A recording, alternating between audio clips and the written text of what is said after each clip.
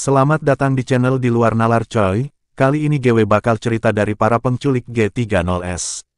Dilansir dari tirto.id, pada apel malam tanggal 30 September tahun 1965 itu, Letnan 1 Dul Arif hanya bisa memperoleh 60 anggota Cakra saja untuk dilibatkan dalam gerakan yang dipimpin oleh Letkol Untung. Kesemuanya berasal dari Batalion 454 Banteng Rider, yang merupakan pasukan rider di wilayah Kodam Diponegoro. Pasukan ini pernah dikomandani Untung saat operasi pembebasan Irian Barat. Pasukan itu kemudian dimasukkan ke dalam Resimen Cakrabirawa, pengawal Presiden Soekarno, sebagai Batalion Kawal Kehormatan 2 Cakrabirawa, di mana Untung memimpin lagi pasukan ini. Ke-60 Cakra itu dilibatkan dalam pasukan Pasopati yang dipimpin oleh Dul Arif. Selain ke-60 Cakra, terdapat juga pasukan dari Brigif 1 Kodam Jaya yang dipimpin Kolonel Latif. Pasukan Pasopati bertugas menculik para jenderal Angkatan Darat.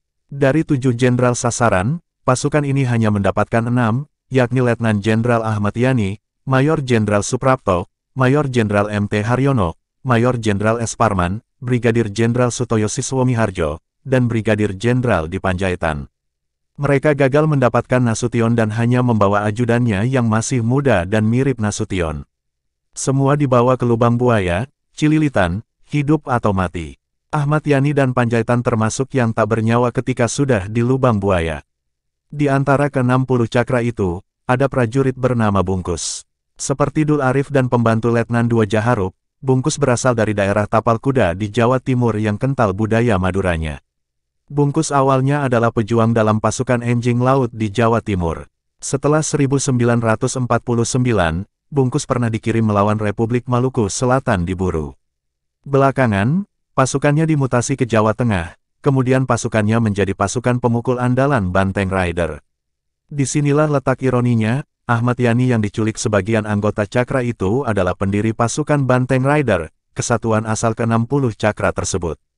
Yani membentuk pasukan itu di Jawa Tengah ketika hendak mengatasi pemberontakan DITII Amir Fatah. Pasukan itu diberi keterampilan khusus anti-gerilya. Pasukan ini dibentuk setelah Yani menjalani latihan di Magelang dan sebelum ia diterjunkan melawan DITII. Selanjutnya, pasukan ini berkembang menjadi hingga 2 batalion. Salah satunya kemudian menjadi Batalion 454 di Srondol. Pasukan ini diberi kualifikasi sebagai pasukan penerjun. Ketika Untung menjadi komandan Batalion 454, batalion ini dikirim ke operasi pembebasan Irian Barat, di mana Untung sebagai komandan mendapat bintang sakti. Sebelum Untung, Ali Ebram yang dianggap terlibat pengetikan Super Semar pernah juga jadi komandan Batalion 454, pada tahun 1961 sampai tahun 1963. Begitu pula Letnan Kolonel Sugiono, korban 1965 di Kentungan.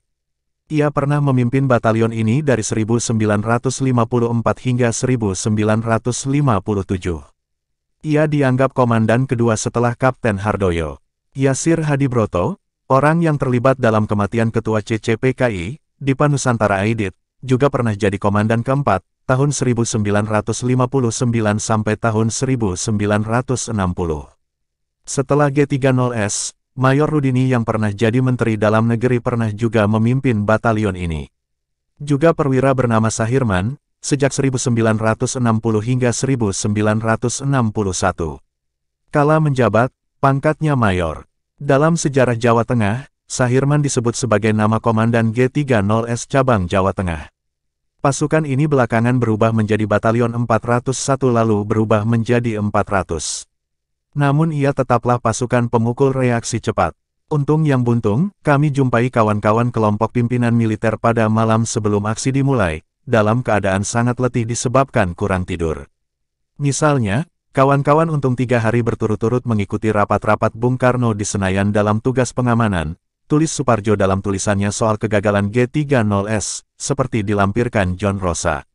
Dalam Dalih Pembunuhan Massal, 2008, koordinasi gerakan terhadap yang mereka sebut Dewan Jenderal pun kacau.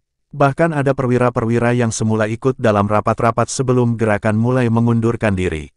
Setelah tanggal 1 Oktober tahun 1965, dan gerakannya berantakan, Untung lebih banyak diam. Di rumah Anis Sujatno, Sersan Ori yang terjebak G30S dalam kesaksiannya di persidangan Untung, Untung hanya berdiam di ruang makan dari siang hingga sore. Jelang senja, sekitar pukul 5.30, Untung akhirnya bicara pada Anis, hendak meminjam pakaian sipil. Untung akhirnya menghilang dan muncul di Tegal pada tanggal 11 Oktober tahun 1965. Dia hendak menuju Komando G30S di Jawa Tengah.